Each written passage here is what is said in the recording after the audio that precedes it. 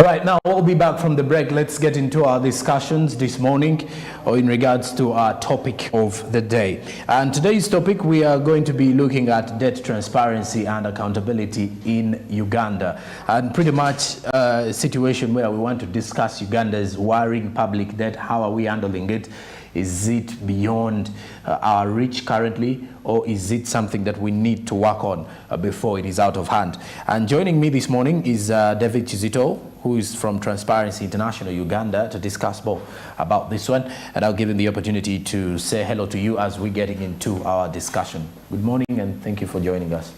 Good morning, Jerome, and good morning, viewers. Okay. As already introduced, I'm David Kisto, and I work with Transparency International Uganda as a programs officer, but also under TI we have partners we work with, and those include the Tax Justice Alliance, one of those alliances that look at fair tax policies and also look into means of how we can generate enough monies to foster the development of our country. Okay. So I'm glad to be here today. Speaking of debt transparency and accountability, what should someone know about debt transparency, by the way, before we even go deeper into our discussion today? So public debt transparency, it's a move that we are trying to drive to see that there is more open discussions when it comes to matters of public debt. I know when it comes to debt transparency, it's in about 4 phases, 3 or 4 phases. One, we look at debt acquisition. Then we also look at the approvals, of course. Then we also look at how this debt is being spent or how it's being managed. So that details debt management. So under debt management, you look at servicing the debt, payment of interest, and all those things entailed in. Then we also look at implementation of the programs against which we borrow for. And then the final one would be at the accountability bit. What's the feedback? Or what do we see, or is there value for money in some of these projects that we invest from borrowing this money? So it's a broad topic, but the end game is that we'd want to see more openness in terms of discussions when it comes to matters of debt, and we'd want to see more engagements with all categories of stakeholders, including the citizens, civil society, the parliament, and all these technocrats before we acquire most of our debts. Because we've seen in previous years where sometimes we take debt and of course we commit to sometimes borrow and of course fund investors and against borrowed money. And we've seen some projects stalling tremendously. And that's basically because, you know, some of these projects or some of these processes are not involving all relevant stakeholders. Okay. Now, speaking of debt transparency, how can we improve this debt transparency in Uganda to foster development? So public debt. Improvement of debt transparency, one would want to see more implementation of the provisions in the law. And some of them are within the Constitution. I think that's about Article 155 or 56. That gives Parliament the right to approve before we take in any debts. And also when you go to the rules of procedure in Parliament, they also give Parliament power, of course, to discuss some of these debt matters. But we've seen, like I was saying before, that we've seen some debts that only come to Parliament to be passed, but before even being discussed. And you know, sometimes Parliament has, you know, some problems that some of these issues come towards the deadline and you can't do much. But also there are other provisions in the Public Finance Management Acts that of course give minister powers to always, you know, report on debt performance and issues that detail on debt. But we would want to see more implementation of some of these provisions in the law, but also would want to see, like we said, more engagement of the ordinary citizens. We want to see that, you know, everyone is able to participate in matters, especially when it comes to debt acquisition, because that's where we commit a lot of finances and resources as a country, yet the debt burden lies entirely on the people. So we want to see if we are borrowing for certain projects, are they in line with the priorities of the citizens, or these are government-led initiatives or political interests that don't benefit the citizens. We've seen issues such as the express highway projects. We've seen other areas such as the Luvoa hospital projects, where it's loan and it's public debt which will be financed or which will be refinanced by, the citizens. But then these people have no say in whether we should take up these debts or not.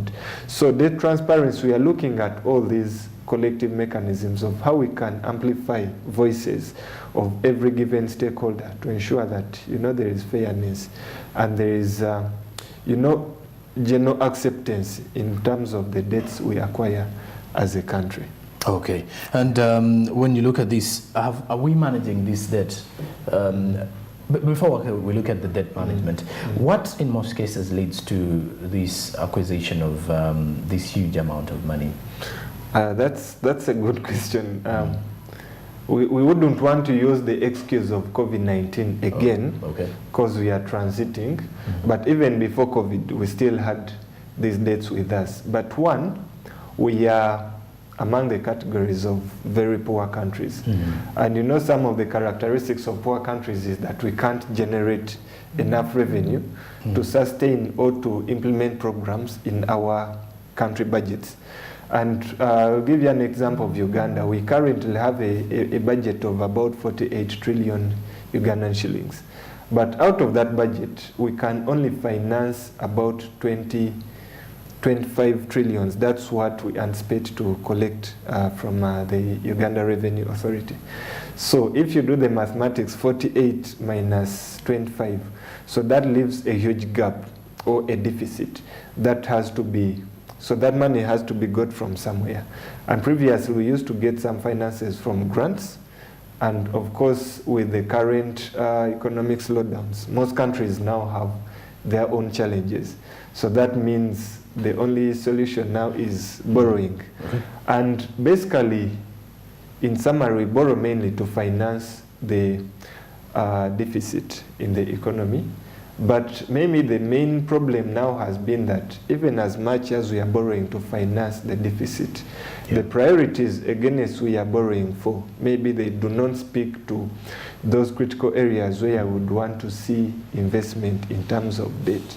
For example, Uganda has invested hugely on infrastructure, and most of these projects have a longer term when it comes to return on investment. So you'd want to see that you're borrowing to finance areas that will bring a quicker return on investment. For example, if we were to finance projects such as in agriculture, I know that if I fund, startups in agriculture, maybe I fund value addition, I'll have more quality outputs, and then you will be able to generate more monies. But you look at the express highway, look at the bypass. How long will it take us as a country to recover that money? You look at projects such as Luvoa. How long will it take for such a project to realize return on investment? So we think as much as we are borrowing to finance a deficit, we should now have a discussion on borrowing to finance commercial projects, so that then we can have a quick return on investment and URA can ably collect that money and reduce on that reliance on debt. Okay, and have we really managed to run these loans effectively?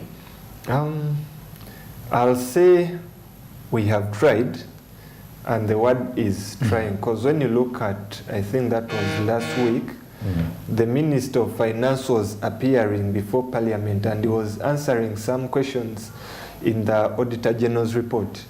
And the findings were that sometimes we borrow money, and this money is not used within the given timelines. And Parliament had appropriated about 9 trillion Ugandan shillings. That was about 9.5 trillion. And from this, Minister of Finance had disbursed about 4.5 trillion Ugandan shillings. And out of which only about 2.5 was spent. So that means about 75% of the entire amount approved wasn't spent. So that means that sometimes, when we borrow, some of these monies remain in the accounts. They don't do the intended purposes within the given timelines. But also, when you look at also the timelines for implementation of some of these programs, I'll give you an example of still the same Northern Bypass. That project started way back, I think, in 2006, and it was a project anticipated to have ended in 2016. But even beyond that, you'll see that sections of the Northern Bypass were still being worked on. And the implication is that if a date is supposed to be implemented within a given time frame, that means that interest payment and also debt financing have to be done within a given timeline. So the moment you acquire debt, you start paying interest over it. So you risk having a redundant debt in the accounts against which you're paying interest. So you won't tell the lender that we are not paying you interest for this given year because we haven't started implementing the project. That doesn't happen. And you know that's a risk we always take as a country. Okay. So when it comes to debt implementation, I think at some point we are not there as yet. I think other examples are that in other projects, of course, like in the oil projects and that, we've realized that sometimes we've been getting debt, yet we haven't done the feasibility studies and all the necessary approvals, the environment impact assessments and all those. I know these are long processes. They take a lot of time before you get approval.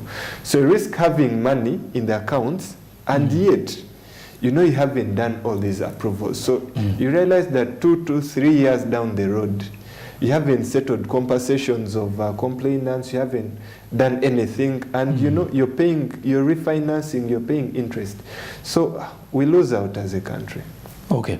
There's been a growing concern in lack of transparency in publicly guaranteed debt. If you have to look at that, where is the challenge? So the challenge will come back to the three processes. One, you look at how we acquire debt. Okay. And who negotiates debt. There has been a general acceptance that most of our debts are politically, negotiated. Okay. And of course that's a risk, because with politics, you can't. Sometimes you can't go within, the set priorities, and sometimes even when it comes to Parliament approving some of these debts, there's been little say when it comes to, approval of Parliament. And then too, when we look at debt management, like the examples I've been giving, sometimes we get debt and, it's redundant, it's non-performing, and yet we are paying interest. Those are all limitations. But then also there is some discussion on access to information on debt. It's not very accessible for every Ugandan. And if you went to the street and asked any ordinary Ugandan how much debt stock we have currently, it's just a few of us that would be able to give a given figure. But even the figures we give, you realize that there'll be some time lapse in between, because we are still quoting mainly figures of December 2021. But currently we are moving towards September 2022. And these are genuine discussions we think we should bring to the table and ensure that we see more transparency in debt. Okay. And are we managing our debt very well? Because I want to look at this situation that not managing. Haven't we exceeded the limits of these debts, and what are the implications of this? So some economics prefer to use the benchmark of a debt to GDP ratio. Okay. And I think that's what even partners in the East African region have been using. And that gives a threshold of 50%. So if you have a debt to GDP ratio exceeding 50%, that means that your debt standings is unsustainable. But then the new shift is that some economists would prefer to compare the debt stock against the rate of development, economic development in a country. And when you look at Uganda over the past 2 years, we've been growing at about 3.3% due to the economic slowdown, and which we anticipate to even grow much further.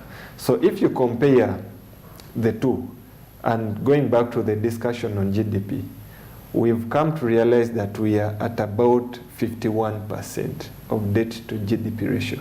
So that's 1 point beyond the threshold. And the implication of that is we are a poor country, meaning that when we pass the threshold, that means our sustainability is questionable. So most of the lenders out there would be like a risky partner that most lenders wouldn't want to give us money. So that means that if we are to borrow, we would go for collateralized debt, meaning that then if someone is to give you money, they are taking a risk. So that risk has to be guaranteed.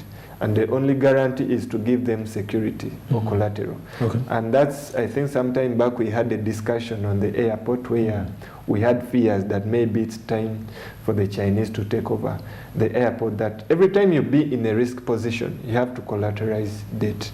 And every time you collateralize debt, you can't guarantee whether you'll be able to meet your debt obligation. And in the event that you can't meet the debt obligation, that means that the asset that you put as collateral will have to go. I think we've seen countries that have lost it. Okay. Some countries have lost ports, some countries have lost, critical sectors of the economy, and we think that's a huge risk even for a country like Uganda.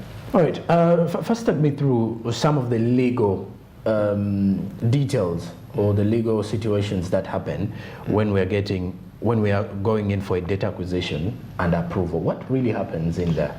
What is supposed to be happening? No, ideally, there's supposed to be a committee on development that has to, of course, negotiate some of these debts.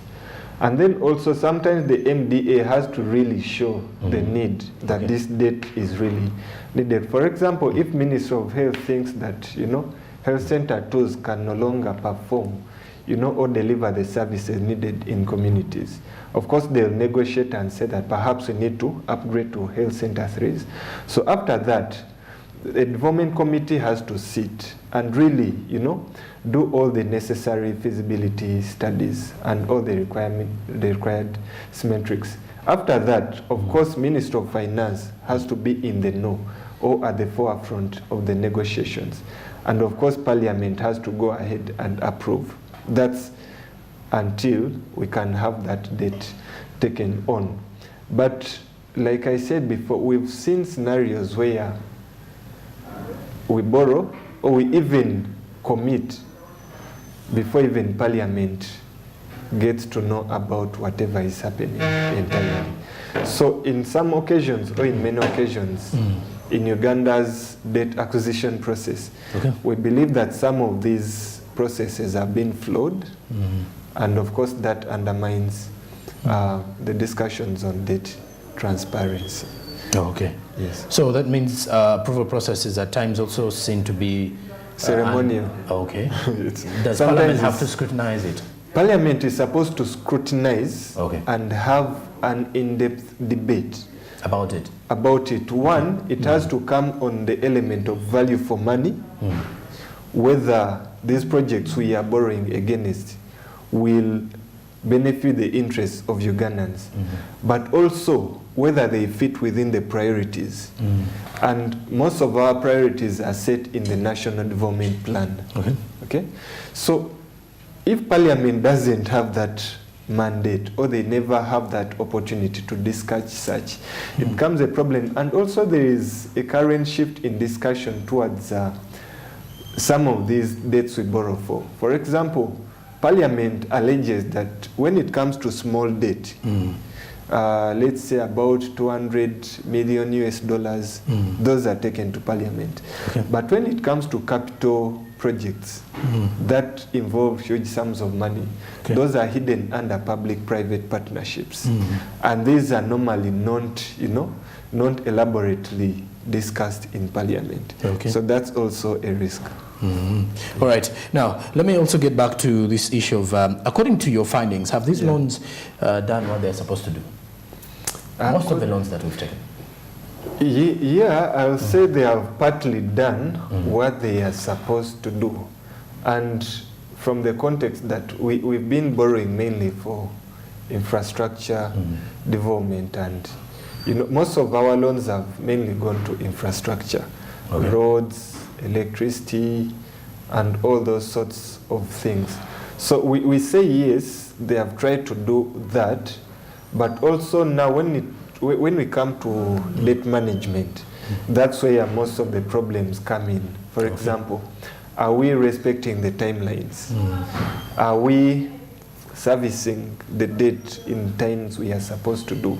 Are we, a project starting on time and ending on time?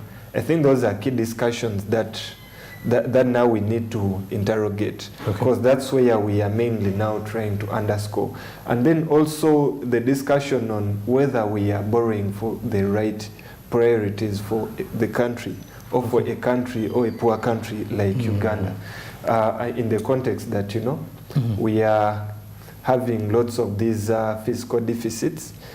And, we need to go to a certain point where the discussion of the president, where we want to see ourselves in middle income status. Yes. And of course that requires every Ugandan to have per capita income of about $1,400. He says we're already there. He said, but afterwards, the discussion started twisting and shifting. And I think at some point he said we are not there yet. But if we really want to be there, we need to see that if we are to borrow, money has to go into the hands of the people. And I think that's why IMF at some point, I think that was last year, 2021, gave us that extended credit facility of about $1 billion, which was mainly intended to foster economic recovery after COVID-19. And their thought was that this money was supposed to go into, enabling Ugandans to get cheap access to credit, support some of those businesses that had gone underground, and all these discussions. But their interest wasn't so much on infrastructure, because we know that even within the current infrastructure, at least we can support people to make money, and then the discussion on infrastructure can come later when you already have the finances. All right. And of course, before we go into a break, I would as well want to understand, have our legislators done their role in terms of debt transparency? I think the key legislators here, we shall look at mainly Parliament. And I'll just give an example. That Parliament is supposed to approve and monitor the performance of debt, approve the debts during acquisition, but also monitor performance. One first example is the Lubowa Hospital. You remember when the members of Parliament themselves came out and said at some point they wanted to access the construction site, and they were denied access by the security guards. But these are key legislators that are supposed to monitor performance of our debts. And then too, we had a discussion last week on public debt transparency. And the chairperson Public Accounts Committee, that's Honorable Medad, he confessed and said that members of Parliament that sit on most of these committees on debt don't have basic training on value for money monitoring. So that means that we have a committee in Parliament that is supposed to guarantee safety of the monies we borrow, but they don't have the required skills to do their work. So that puts the entire debt and the entire discussion on debt at a risk. And also when it comes to now the issue on politics, when politics come into play, and like we say that some of these debts are politically negotiated, of course that has tended to undermine the quality of discussions when it comes to approval of these debts in the floor of Parliament. And for us, we believe it's time we started discussing issues of economic development, in a more objective matter. We put politics aside, because according to the way we are headed, we think that we are in for a debt trap, and we wouldn't want to see that. All right.